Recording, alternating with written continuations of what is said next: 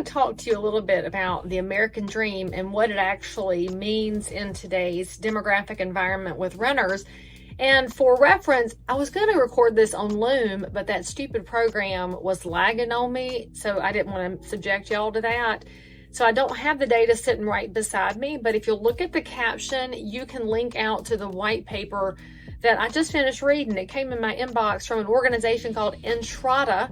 So before I dig into what my thoughts are on their data, you should always look at who presented the white paper or the research to see what their viewpoint is.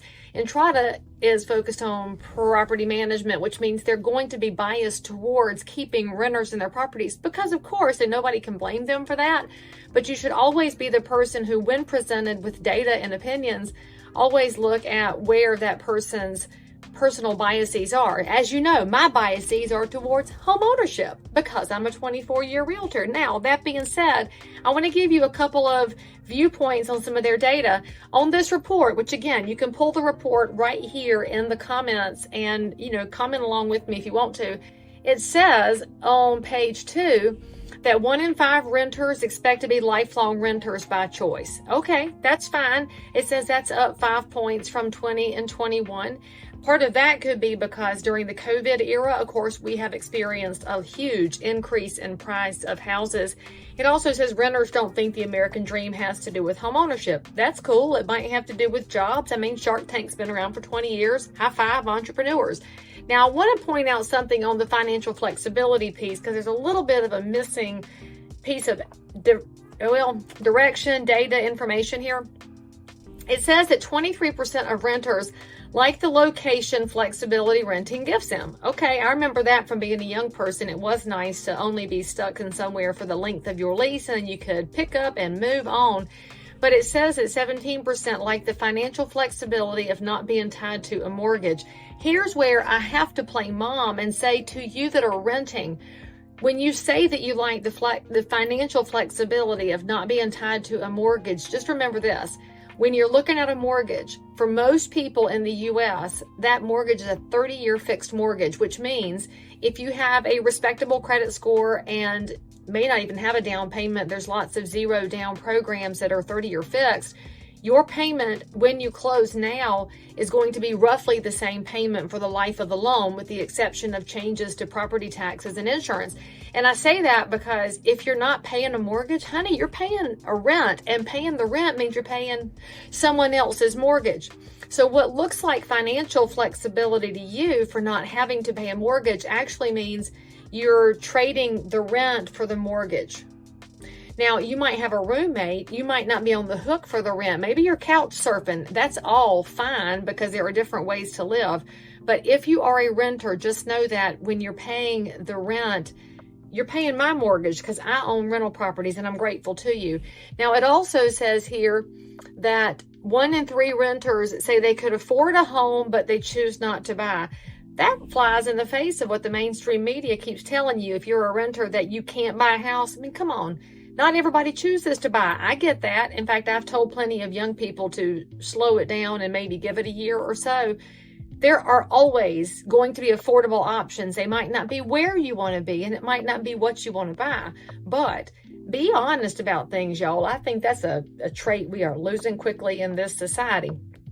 Now, this one is a little heartbreaking to me as the person who grew up on a farm who was expected to work all the time, whether it was chores or a paycheck job. Oh, this says 23% of renters don't want the responsibility of owning and maintaining a home. I don't think people today want to maintain anything. Whether or not they own it is different, but we have become a throwaway society. I think, though, that for everybody that I know who's learned how to fix something by watching a video on the YouTube, they come out of this saying, hey, yay me, pat myself on the back. There is so much personal pride that comes from learning how to do things yourself. So maybe we should be encouraging renters to learn things about maintenance before they buy. I think that could be a wonderful resource, and maybe one of y'all will start an enterprising YouTube channel to educate renters before they buy. And HGTV should have done that. That'd be more helpful than House Hunters, which shows us saying 3 houses in 30 minutes. And then this one says that 1 in 5 renters don't want to be responsible for property maintenance And these are people who've owned in the past. Now, I'll grant this, if you owned a historic home, you may be completely over home projects, because historic homes are beautiful, but they are nonstop projects. And in fact, there are many people I have worked with who have owned historic homes in the past, and then they come and buy new construction, which is also going to have maintenance, because houses, they live and breathe. And I think this is something we forget about with housing. Yes, it is a huge investment. Yes, you live there. But here in North Carolina in specific, houses go through 4 very distinct seasons, some longer than others. And because the house will expand and contract based on the humidity and based on the temperatures, houses move and change and shift, which is why you need to learn how to apply caulk. That's probably the #1 job any renter needs to learn before you buy your first house. Mark this down, friends. If you learn how to caulk successfully, you can take care of thousands of future dollars before you spend them. Oh my gracious, if there was just one thing I wish y'all knew how to do: caulk your windows, caulk your door, caulk the gaps, caulk it, caulk it, caulk it. But don't over caulk it. In fact, I can tell when you know what you're doing and when you don't. I'm just going to point that out. Just like I know if you put the tile down in your bathroom and did not use spacers, that 99-cent bag of spacers is a gift to the world. All right, I got distracted here. All right, so then we have a very interesting demographic point on page 4 of this report that I want y'all to look at. And it says it's the top reasons that former owners started renting. For the young people, the Zoomers, they want different amounts of space. We do know that our youngest generation of buyers right now is very interested in tiny houses and container houses. And I say, let's go for it. I love creative solutions to housing. And I'll just point out here, the bulk of the people in my generation, the Gen Xers and older, we did not grow up in houses with everybody having a private bedroom and bathroom and walk-in closet. Most people, especially in North Carolina, if you had that ubiquitous North Carolina brick ranch, which was 3-bedroom, 1.5 bath, 1,188 square feet, a bedroom for the girls, a bedroom for the boys, and a full bath in the hall, and mom and daddy had a bedroom in the back with a half bath, which I affectionately call the YMCA bath, and that was a gracious plenty, and it was fine. We've just morphed into a different kind of American vision of a house, which is thousands of square feet.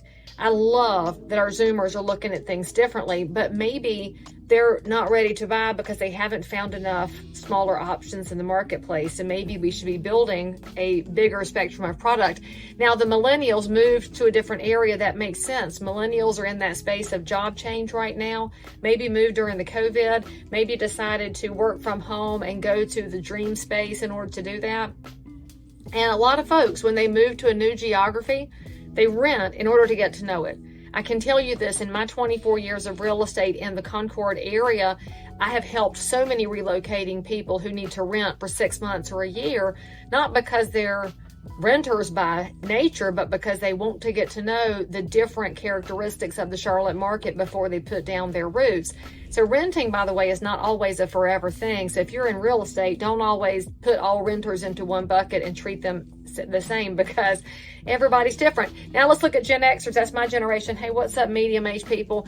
The ones that used to own and now rent, it's mostly due to divorce or breakup. And that's the same for the baby boomers, which are the generation ahead of us. That's happening because when you go through a financial stressor like divorce or breakup or even the loss of a spouse, the house is part of how you settle those financial troubles. You sell the house, rent for a while, and get things under control.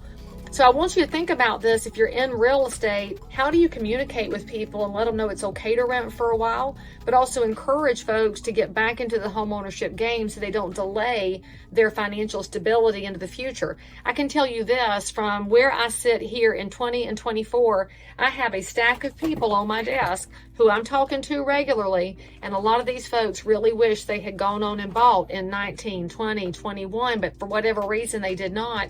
And now they have found themselves way behind the price curve. And of course, the interest rate curve has eaten a lot of people up.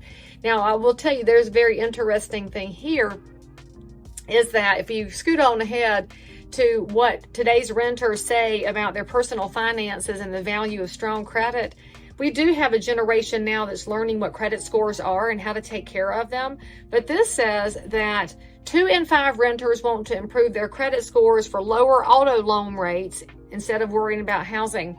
Okay, I love you, but if you're willing to do your credit score for an auto loan, which is a depreciating asset, why wouldn't you get your credit score lined up so you can purchase a property, which is an appreciating asset most of the time and over the long haul?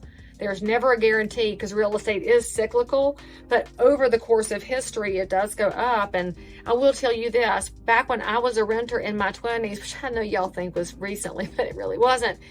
I wish now that looking back 25 years that I had bought more real estate, that I had figured out a way to buy more, because time just gets away from you. Look, mama's going to tell you, time is going to run, and she runs right over your face in the form of crow's feet.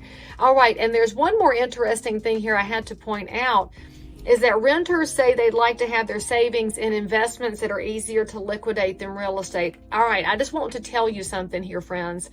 If it's easy to liquidate, you're going to liquidate it. One of the things that makes real estate a successful long-term investment is the fact that it's illiquid, because it is what we call a forced savings vehicle. And yes, it does sound a little aggressive to call it forced savings, but I can tell you there are a lot of people who, when they get to 67 and 70 years old, are grateful that they had a vehicle that forced them to hold on to some of their money because they could not tap it. When you're able to get to your cash, you're going to spend it. We're now in a world where cash is becoming very, very rare because we're swipers. And when you are a swiper, somebody needs to pull out those old Dora cartoons and say, swiper, no swiping, because we're swiping to the end of our credit.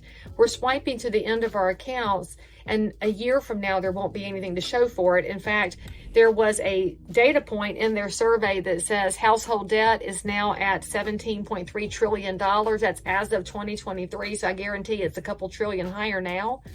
Don't let your spending habits keep you from buying, and don't let not buying keep you from a secure financial future, because one day you will want to travel and you will like to have that house that is stable so you can, or the ability to sell it at 70 years old, then buy your RV and drive around the country and live in a different kind of way. But don't sacrifice your future for what seems like freedom today.